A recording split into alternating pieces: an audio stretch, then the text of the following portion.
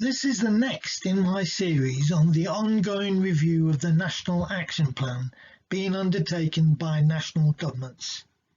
This time, we're taking a look at what it means to adopt an integrated approach.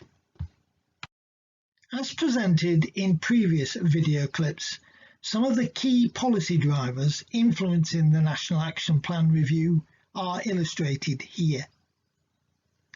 And in this series, based on these, I've identified some of the key areas for our consideration. It is important that as a sector we discuss matters arising from these issues as a means of both inputting into and/or influencing the review process. Undoubtedly, this is very important, not just to policymakers, but indeed all who operate in the sector. It is not a new theme, but one which continues to get greater emphasis.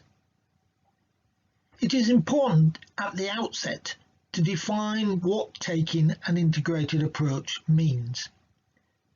A common mistake is to believe integrated means taking an approach without pesticides, using alternatives. In fact, it is about taking an approach making use of all tools available for effective management in the right combination to produce the desired outcome. I often refer to it as getting back to basics, starting with good husbandry. The right approach is to minimise problems taking a preventative approach.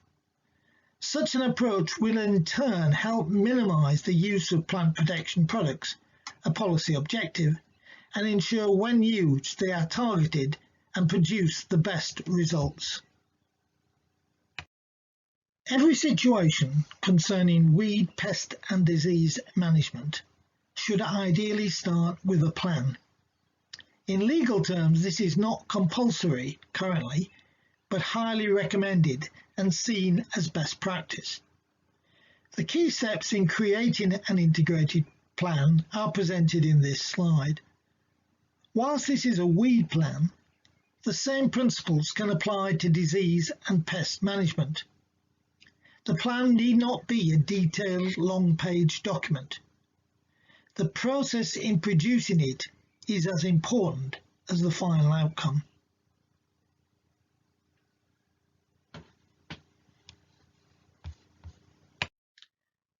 The Amenity Forum has produced 2 comprehensive guidance documents, including a template. This is currently available to member supporters free and to others at a small charge. For further information, contact Kate at the Forum office. Her email address is on my concluding slide.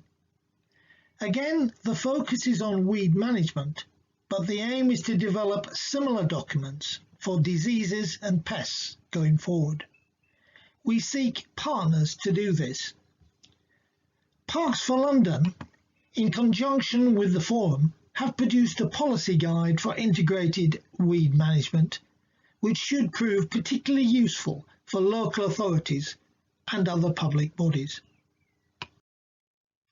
In addition to cultural techniques and applications of best horticultural practice, there are currently a number of options or tools available to be used either singularly or in combination to tackle amenity management challenges.